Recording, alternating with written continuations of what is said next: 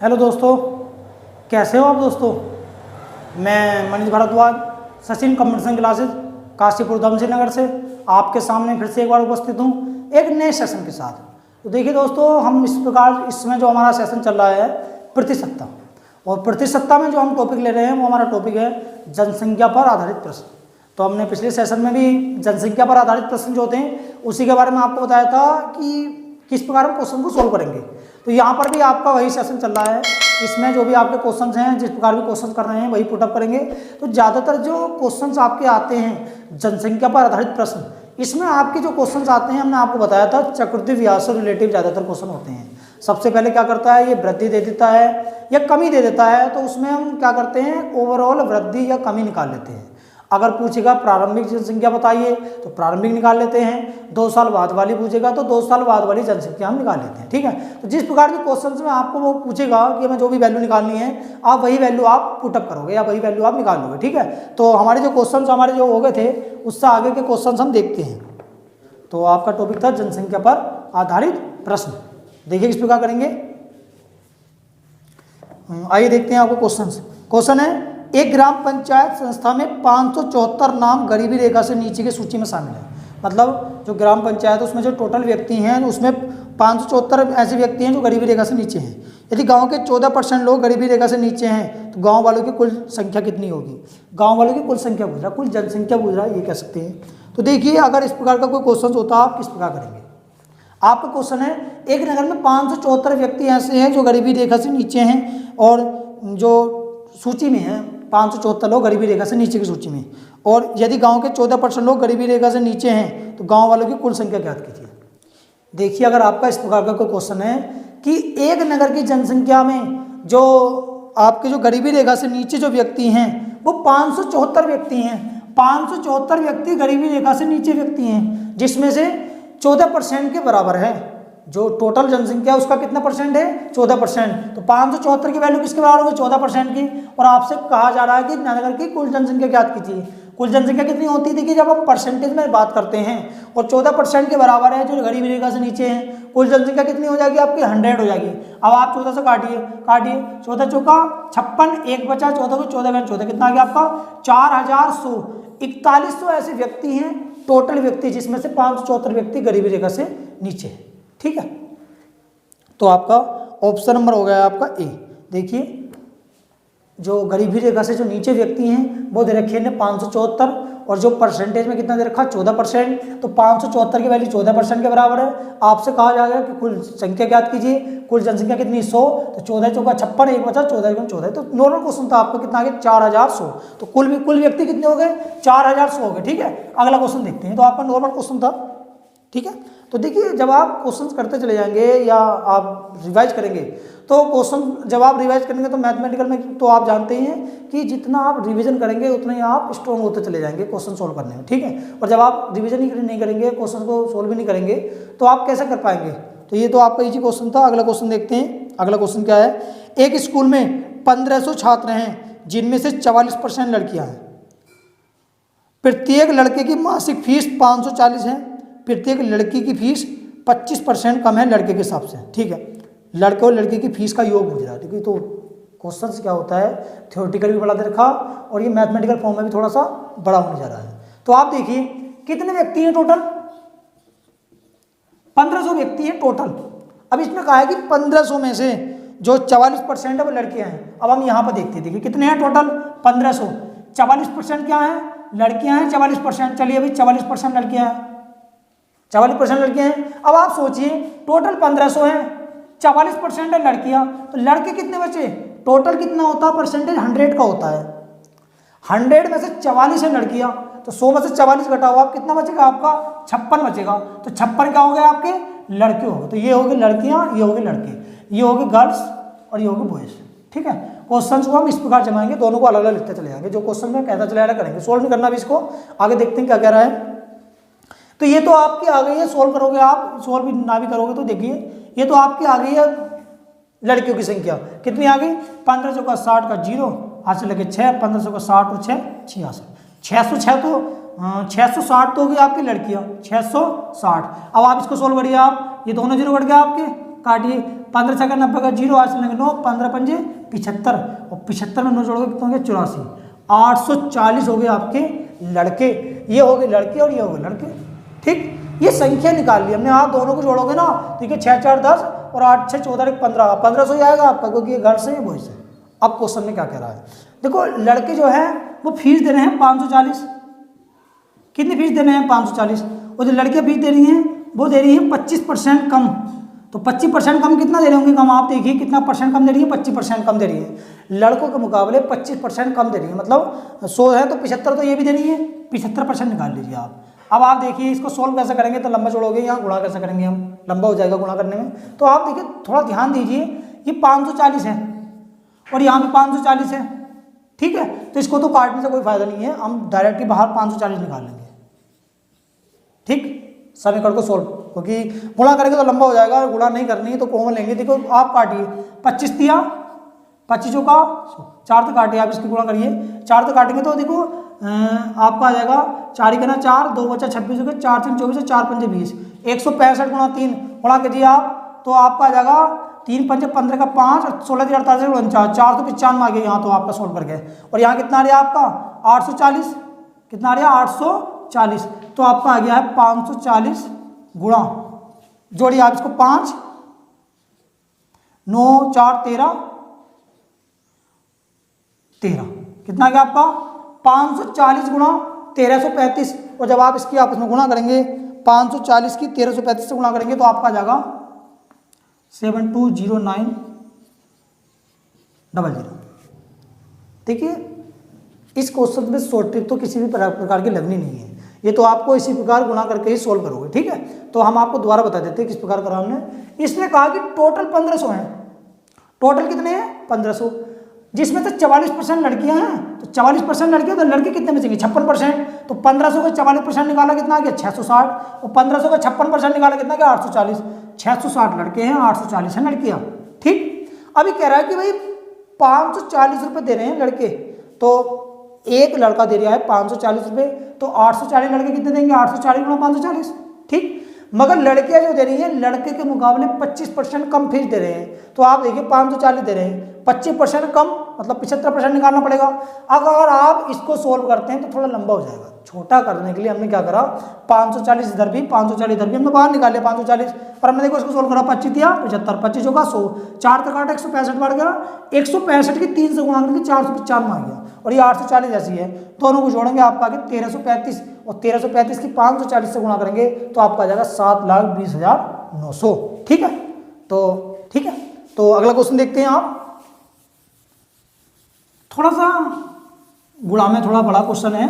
गुणा तो एक करने का तरीका होता है, कोई किसी भी प्रकार से गुणा कर सकता है, चाहे वो एक पोर्शन को अलग सोल्व कर ले और एक पोर्शन को अलग सोल्व कर ले, दोनों को जोड़ दे तो भी हो जाएगा। ठीक है, इस प्रकार के जो क्वेश्चन होते हैं आप ये तो कैसे कैसे भी कर सकते हैं आप, ये तो डायरेक्ट ही हो जाएंगे। ठीक है, तो आइए अगला क्वेश्चन देखते हैं। आपका अगला क्वेश्चन क्या है, अगला क्वेश्चन है आपका, यदि किसी विद्यालय में 60% विद्यार्थी लड़के हैं और लड़कियों की संख्या 812 है, विद्यालय में कुल कितने लड़के हैं। अब आप एक चीज सोचिए, जब आपका इस प्रकार का क्वेश्चन होता है कि एक विद्यालय में 60% लड़के हैं, लड़कियों की संख्या 812 है, लड़के कितनी है 812, लड़के कितने हैं 60%। अब आप सोचिए टोटल 100% होता है, 60% लड़के हैं तो लड़कियां कितनी बची 40%, और लड़कियों की संख्या कितनी है 812, 812 की वैल्यू 40% के बराबर हो गई। आपसे क्वेश्चन में पूछा गया है लड़कों की संख्या ज्ञात कीजिए, लड़के कितने परसेंट है 60%। अगर आपसे पूछा जाए कुल संख्या ज्ञात कीजिए तो आप यहाँ पर 100 रखते हैं। ठीक है, 20 दूनी 40, 20 दिया 60, 2 से काटिए आप, कितना आ गया आपका 406 आ गया, गुणा करेंगे आप 4 × 12 36 18 1218, तो कुल कितने विद्यार्थी हो गए 1218 विद्यार्थी। ठीक है, तो ऑप्शन नंबर बी हो गया आपका। तो देखिए इस प्रकार के जो क्वेश्चंस होते हैं तो इजी क्वेश्चंस होते हैं। इसमें क्या करा इन्होंने कहा कि विद्यालय है उसमें 60% लड़के हैं, तो टोटल संख्या है उसमें 60% विद्यार्थी लड़के हैं, लड़कियों की संख्या 812 है। अब आप सोचिए टोटल 100% होता है, 100% में क्या है 60% लड़के हैं, लड़के कितने बचेंगे 40, और लड़कियों की संख्या कितनी देखिए 812, 812 की वैल्यू 40% के बराबर है। आपको निकालनी लड़कों की संख्या, लड़कों की संख्या कितनी 60%, गुणा 60 कर दिया तो 20 दूनी 40, 20 दिया 60, 200 काटा 812 को 406 आ गया, 406 की जब हम 3 से गुणा करेंगे तो आपका आ जाएगा 1218, तो आपकी कुल संख्या कितनी होगी 1218। ऑप्शन नंबर आपका क्या हो गया बी, तो ये तो आपका देखिए क्वेश्चन में क्या होता है, अगर मान लिया 10 क्वेश्चन भी हैं टाइप के या 15 क्वेश्चन हैं तो मुश्किल से 2 से 3 क्वेश्चन जो होते हैं वो लेंथी होते हैं, बाकी क्वेश्चन तो नॉर्मली होते हैं। आपने देखा अभी तक आपने देखा कि आपका सिर्फ एक ही क्वेश्चन लेंथी हुआ है जिसके बाद इतनी बड़ी मल्टीप्लाई करनी पड़ गई, नहीं तो आपका क्वेश्चन लेंथी कोई से भी नहीं है यहाँ पे, सब ज़्यादातर नॉर्मल क्वेश्चन है। देखिए क्वेश्चन क्या है, एक गाँव की आबादी 20% प्रतिवर्ष की दर से 20% प्रतिवर्ष की दर से घट रही है। 2 वर्ष पूर्व उसकी आबादी 10,000 थी, तो वर्तमान आबादी ज्ञात कीजिए। देखिए अगर आपका इस प्रकार का क्वेश्चन है कि एक नगर की आबादी 20% प्रतिवर्ष की दर से घट रही है, तो सबसे पहले तो देखते हैं कितने परसेंट की कमी हुई। देखिए पहले साल 20 कम हुई, दूसरे साल भी 20 कम हुई, माइनस माइनस प्लस 20 गुणा 20 बटे 100। अब आप सोल्व कीजिए, देखो दोनों जीरो कट गए, देखो 20 और 20 40, माइनस 40 आ गया, और यहाँ कितना 2 दूनी 4, कितना हो गया आपका 36 आ गया। आप कहोगे टोटल 100 है, 36% की कमी हो गई। अब आप टोटल 100 है, 36 की कमी होगी, कितना बचेंगे 64%। इस समय नगर की जनसंख्या कितनी है 64%। अब क्वेश्चन में कहा गया है कि भाई नगर की जो जनसंख्या है वो कितनी है आपकी 10,000 है, वर्तमान गुजरा, मतलब 2 साल पहले जो जनसंख्या थी 10,000 है। 2 साल पहले कितनी जनसंख्या थी 10,000, वर्तमान जनसंख्या पूछ रहा है तो वर्तमान कितनी है 64, तो हम क्या करेंगे इसकी 64% जनसंख्या निकाल लेंगे वर्तमान निकालने के लिए। ठीक है, दोनों जीरो काट दिए हमने, कितना आ गया आपका 6,400, ये आपकी वर्तमान जनसंख्या। देखिए क्वेश्चन में जो आपको बोला गया है, क्वेश्चन में बोला गया है कि 20% की दर से घट रही है, तो 20% घटी, फिर 20% घटी, टोटल ओवरऑल घटी 36, 2 साल बाद 36% घट गई, टोटल 100 होती 36 घट गई, कितनी बची 64, तो 2 साल पहले की जनसंख्या दर की 10,000, वर्तमान गुजर कितनी होगी 6,400। ठीक है, देखिए क्वेश्चंस में अगर आपको लगातार वृद्धि है लगातार कमी कहेगा तो हमने आपको बताया था वर्ग कर देते हैं, 20 का 400 तो 4% आ जाता, मगर ये तब आता है जब वो ओवरऑल कहता है कि 20% की कमी 20% की वृद्धि, मगर यहाँ पर तो आप इस प्रकार करेंगे तो नॉर्मल है, 36% की कमी हो गई, टोटल 100 होते हैं, 36 लोग कम हो गए 2 साल बाद, कितने बचे 64 बचे हैं। इनने 2 साल पहले कितने कहा भी 10,000 थे, 64 कम हो गए, 64 बचे हैं, तो कितने हो गए 64% निकाला, कितना आ गया 6,400, कितना आ गया 6400 व्यक्ति हो गए आपके। तो आपका ऑप्शन नंबर कितना हो गया आपका बी। ठीक है, तो वर्तमान आबादी कितनी आ गई आपकी बी आ गई 6400। ठीक है, तो देखिए सिर्फ आपका अभी तक के क्वेश्चन में क्या था, एक ही क्वेश्चन जो था आपका लेंथी था, बाकी तो सब क्वेश्चन आपके नॉर्मली हैं। ठीक है, तो नॉर्मली क्वेश्चन आने हैं आपके, लेंथी क्वेश्चन तो ज़्यादातर हो जाते हैं, एक आध क्वेश्चन लेंथी होता ही है इसमें। तो देखिए अगला क्वेश्चन देखते हैं, अगला क्वेश्चन क्या है 83। यदि एक नगर की जनसंख्या 64,000 है, 10% वार्षिक दर से वृद्धि हो रही है, 3 वर्ष बाद उसकी नगर की कितनी जनसंख्या होगी। देखिए आय व्यय पर आधारित जो क्वेश्चन थे हमने आपको वहाँ पर बताया था। ठीक है, आय व्यय पर जो आधारित क्वेश्चन थे वहाँ आपको हमने बताया था किस प्रकार करते हैं, 10% की दर से वृद्धि हो रही है, तो 10% की दर से जब वृद्धि हुई थी तो 2 साल में तो हो जाती 21%, और 3 साल में कितनी हो जाती 33.1। ये तो हमने आपको बताया था ना सोल्व करके उसमें, कि जब 2 साल 10% की वृद्धि होती है, 2 साल में बढ़ाओगे तो 21%, और फिर बढ़ाओगे तो 33% होती है। तो नगर की जो जनसंख्या है जब आप निकालोगे 2 साल की 10% से तो 21% बढ़ेगी, 3 साल की निकालोगे 33.1। इस 33.1 का मतलब ये है कि 100 है जनसंख्या, 3 साल बाद कितनी हो जाएगी 133.1। अब हम क्वेश्चन में आते हैं, दे के रखा इन्हें क्वेश्चन में दे रखा कि नगर की जो जनसंख्या है वो 64,000 है, तो 3 वर्ष बाद कितनी जनसंख्या होगी, 3 साल बाद की बात कर रहे हैं। देखिए कितनी जनसंख्या 64,000, 3 साल बाद कितनी होगी, ये तो वर्तमान मान लो, ये वर्तमान है, और 3 साल बाद की जनसंख्या ये है, तो कितनी होगी 133.1।